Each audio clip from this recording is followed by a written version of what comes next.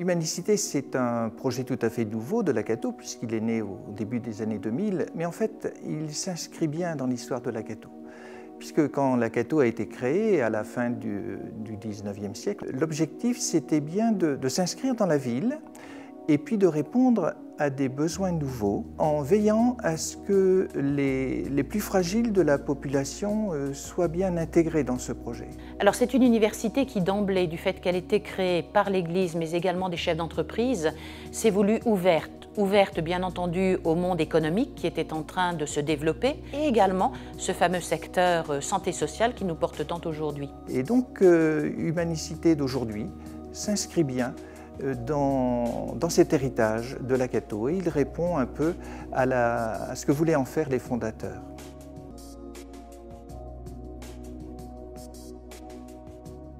Le point de départ d'Humanicité pour nous, c'est la mairie de Capinghem qui nous demande de réfléchir à l'aménagement de son cœur de ville, sachant qu'ils viennent d'hériter par legs d'une mairie. Parallèlement, nous travaillons à ce moment-là pour l'ICL au niveau de Saint-Philibert qui réfléchissait aussi à son développement. Et les premiers schémas ici au bureau ont été de dire mais il y a vraiment un lien physique à imaginer entre les deux. Et nous savons également à cette époque-là que le territoire qui se trouve à proximité de l'hôpital Saint-Philibert va être appelé dans les 20 à 30 ans qui viennent à de l'urbanisation. Pourquoi donc ne pas contribuer à cette urbanisation? D'une part, bien sûr, pour garder de la réserve, pour étendre nos activités, mais peut-être également pour contribuer au développement d'un nouveau quartier de vie et de ville. Et donc, c'est un peu toutes ces forces réunies et des collectivités territoriales, l'île métropole communauté urbaine, l'Homme et Capinghem qui souhaitent avec nous porter ce projet. Et donc, les premières réunions, c'était finalement des cafés matinaux sur lesquels les premiers géniteurs du projet ont échangé en devançant toute commande publique. C'est les gens qui se sont dit c'est vrai qu'il faudrait qu'on réfléchisse ensemble sur un aménagement et maîtriser un aménagement progressif du site avec avec des valeurs partagées, je veux dire, autour de l'humain. Nous travaillons autour d'une table dans des modes un peu modernes, disons, où l'on va se parler les uns aux autres, chacun ayant bien sûr ses objectifs et son projet, mais ce projet va aller dans le même sens et pouvoir donner naissance à cette idée de développer un nouveau quartier de vie et de ville. Et donc, il y a eu une mise en confiance, une mise en expertise aussi. On est allé visiter Louvain-la-Neuve, par exemple, pour faire en sorte que les acteurs qui vont mettre en œuvre Humanicité participent à une vision commune. Et cette vision commune, c'est précisément qu'on mette l'homme au centre du projet. Notre référence principale, c'était en fait les villes de Toscane où l'espace public est vecteur de lien social, où tout se passe, les gens se rencontrent, vivent, échangent au niveau de l'espace public. En créant un urbanisme à taille humaine, à l'aune du piéton, où il y ait des parcours urbains intéressants, où les gens puissent se rencontrer, marcher, dialoguer, se connaître. Donc, une première spécificité d'Humanicité, c'est la façon dont tout cela s'est élaboré par rapport au schéma habituel d'élaboration d'un projet urbain.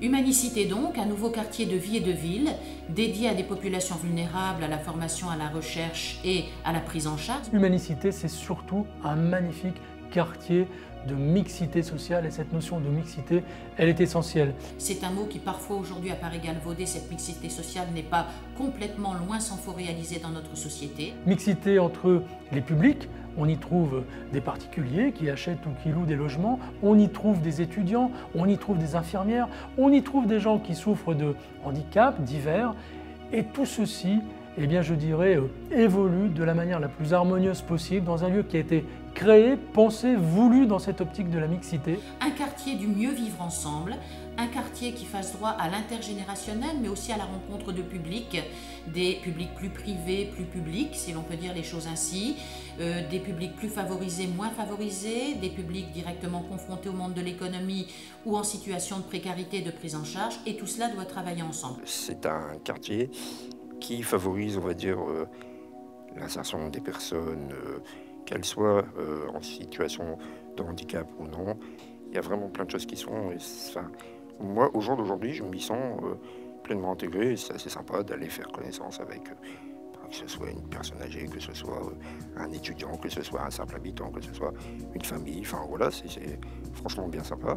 Aussi, un quartier dédié à la notion de développement durable et responsable, certes dans ses dimensions environnementales bien sûr, la biodiversité et l'attention aux aspects paysagers, environnementaux, architecturaux, mais également le développement durable entendu au sens humain et social, au sens économique du développement, et j'ajouterais même cette dimension culturelle extrêmement importante à nos yeux, qui est de faire en sorte que des cultures très différentes se rejoignent, se découvrent et contribuent à se vivre ensemble.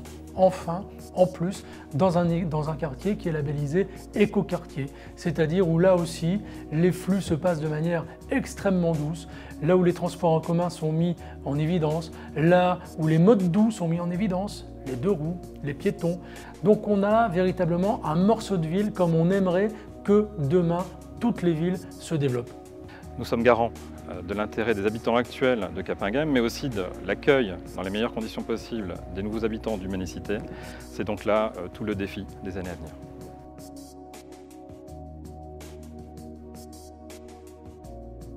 La démarche Humanicité repose finalement sur 4 fondamentaux.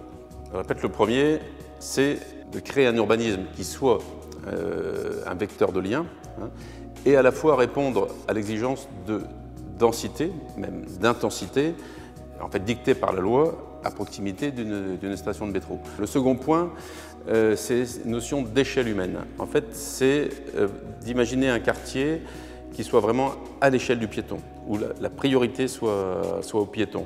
Donc c'est revenir, je reviens toujours, à l'échelle des villes anciennes, qui finalement étaient assez denses. Troisième point, on a quelquefois parlé d'utopie. S'il y a une utopie, ce n'est pas une utopie urbanistique toujours, c'est bien une utopie citoyenne. L'idée d'humanicité, c'est effectivement le vivre ensemble et notamment une accessibilité à tous au niveau du site, à la fois des offres de logement, mais à la fois aussi des espaces publics qui soient adaptés à la fois aux tout petits et aux personnes handicapées, quel que soit le handicap. Le dernier point, c'est une notion de mutualisation. Ça, c'est aussi un point fort qui a été mis en place dès le départ. Mutualisation des équipements, mutualisation des parkings, mutualisation des équipements techniques, mutualisation, il y a un réseau de chauffage urbain qui traverse le site, mutualisation aussi des lieux, c'est-à-dire des lieux partagés entre les différents établissements. Le parti pris, c'est d'avoir des îlots, ce qu'on appelle des îlots ouverts, c'est-à-dire que quand on traversera dans l'espace public, on aura vu sur les cœurs d'îlots qui sont des espaces collectifs. L'important, c'est que les gens se croisent, se rencontrent, échangent. Donc à la fois priorité à l'espace public, mais aussi priorité au cœur d'îlot. Donc chaque îlot a un cœur collectif, c'est vraiment des espaces qui sont en copropriété, paysagers. Il y a une perméabilité visuelle de l'espace public au cœur d'îlot, mais pas forcément une perméabilité physique, justement parce qu'on veut donner vraiment priorité à tout ce qui est espace public. Après, l'échelle du piéton, ça sous-entend aussi forcément que la ville soit confortable. On ait des petits espaces sur lesquels on ait envie de s'asseoir, on ait envie de regarder les gens passer. On aura beaucoup de jeunes couples, de jeunes ménages. On aura aussi, du fait des équipements médico-sociaux, un certain nombre de personnes âgées. Et il y aura vraiment cette mixité sur un espace, je répète, très dense. Une densité de services autour de placettes urbaines qui vont réellement vivre.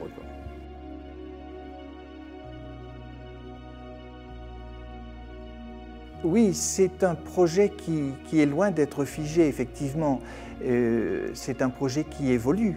Il y a 10 ans, lorsqu'on a commencé ce projet, on ne savait pas très bien ce qui allait venir. On ignorait que des établissements, par exemple, médico-sociaux, viendraient en nombre et qu'on aurait à se préoccuper particulièrement des personnes fragilisées par le handicap et la dépendance. Et donc, ce projet a évolué. On n'avait pas bien imaginé que le secteur commercial qui se trouve de l'autre côté de la rue du Grand But et qui est marqué par un grand complexe cinématographique, par une Ikea, Carrefour, voilà, aurait à participer à à une propre évolution en fonction de ce nouveau quartier qui allait s'installer. Au départ, on n'imaginait pas que le groupe Veolia installerait un campus pour des jeunes sans qualification ainsi qu'un centre de formation permanente. Autrement dit, le projet de création permanente qui était déjà vécu dès le départ avec les élus locaux ou avec des universitaires se continue désormais avec la population cette fois et avec les résidents. On va accompagner la population dans son devenir. On va la réunir dans une commission de mutualisation, on va les réunir dans les ateliers humanicité. Et là, avec elle, on va essayer de voir quels sont les problèmes qui se posent, voir comment les résoudre, mais en centrant les réponses sur les préoccupations de l'usager, en faisant en sorte que l'usager, qu'il soit malade, qu'il soit personne handicapée, qu'il soit habitant, qu'il soit jeune, qu'il soit âgé, participe effectivement à l'élaboration des solutions. L'aménagement de la zone humanicité, c'est le premier objectif, il est rempli. Par contre, il faut également se soucier aujourd'hui que tous les habitants de ce quartier, que ce soit les habitants ou les institutions médico-sociales qui y sont présentes, se connaissent, apprennent à travailler ensemble et apprennent également à partager des services ensemble. On voit souvent que l'aménageur disparaît après sa mission d'aménagement et les gens découvrent, les futurs habitants découvrent tout doucement leur nouveau quartier, s'y habituent moins, mais ils n'ont pas un lieu d'échange, ils n'ont pas un lieu pour essayer de mieux vivre ensemble. La principale innovation sociale de Humanicité, c'est cette mutualisation. L'objectif de la réunion de mutualisation, c'est bien, tout d'abord, je l'ai dit, de se connaître, de se découvrir, de parler et d'échanger sur tous les services qui peuvent être échangés entre les différentes composantes, rechercher les moyens d'apporter satisfaction à ces nouveaux besoins qui, au départ, peut-être n'ont pas été identifiés. Et c'est vraiment l'objectif principal, c'est bien d'apprendre à vivre ensemble sur un même secteur et de partager un certain nombre d'activités, activités ludiques, activités de services et autres. L'enjeu pour nous, c'est de susciter dans la relation entre les uns et les autres ces nouveaux projets d'innovation. Tout le monde est capable d'innover, tout le monde est capable d'apporter une idée, tout le monde est capable d'apporter sa petite pierre à un projet d'innovation sociale. Les ateliers, c'est le dispositif qui va permettre et accompagner la participation de chacun dans la réalisation du nouveau vivre ensemble. Toute une réflexion sur cette nouvelle façon d'appréhender les questions et de tenter de les traiter en lien direct avec les usagers, à travers ce qu'on appelle aujourd'hui des living labs, des véritables laboratoires de la vie, des laboratoires vivants, où des enseignants-chercheurs, des étudiants, mais également des collectivités territoriales, des entreprises, des professionnels, des soignants et les usagers, personnes en situation de handicap, résidents, vont venir présenter des questions et ces questions ensuite vont être étudiées et l'on verra si elles donnent naissance à des projets d'innovation technologique, d'innovation sociale, d'innovation de process. Ces projets peuvent venir de ces groupes de travail, ils peuvent aussi venir des porteurs de projets qui se trouvent sur le site, ils peuvent venir de nos étudiants au sein de l'université, ils peuvent venir d'entreprises qui viennent par exemple étudier la façon d'être confrontés au vieillissement de la population demain et de pouvoir inventer les processus, les biens, les services qui permettront de répondre aux besoins de cette population. Oui, je crois que c'est une des caractéristiques du projet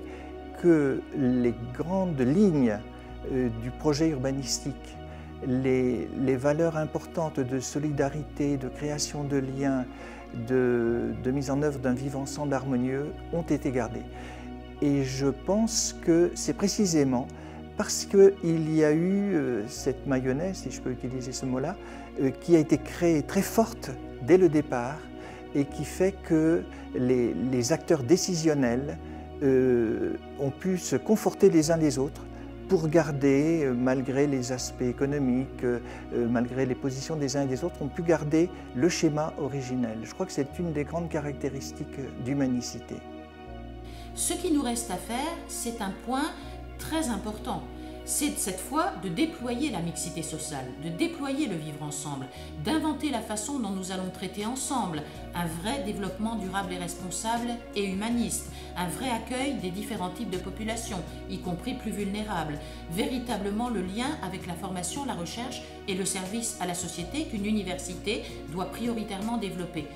Et donc tout à la fois, les murs se sont élevés en quelque sorte et on a essayé de les rendre beaux, agréables et bien sûr le quartier va se déployer, accueillir des populations. Mais ce vivre ensemble, il va falloir y travailler chaque jour et le déployer à travers cette notion de laboratoire fabuleux vivant qui nous est offert pour voir comment justement nous allons inventer avec toutes les parties prenantes, avec tous les acteurs, ce qui est vraiment un challenge si ce mot m'est autorisé.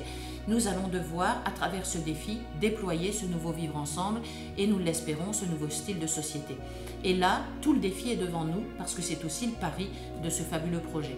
Alors l'Université catholique de Lille a décidé de fortement centrer sa stratégie sur les nouvelles formes de l'innovation que peut prendre l'innovation dans tous les métiers. Et comme nous sommes présents historiquement dans le métier à la fois médical mais aussi médico-social, très intéressés par cette montée en puissance à l'échelle européenne et mondiale de ce qu'on appelle des living labs, qui sont des lieux où cette innovation se construit avec les habitants, dans des villes expérimentales qui construisent des nouvelles formes de vivre ensemble, basées sur l'innovation à la fois sociale, technologique, organisationnelle. À partir du moment où nous voulons être une université contemporaine, ayant à la fois des choses à faire et à dire par rapport à ces nouvelles formes d'innovation, eh bien, le quartier Humanicité est évidemment un atout majeur pour notre université, un lieu stratégique pour nous pour exercer notre mission d'université contemporaine.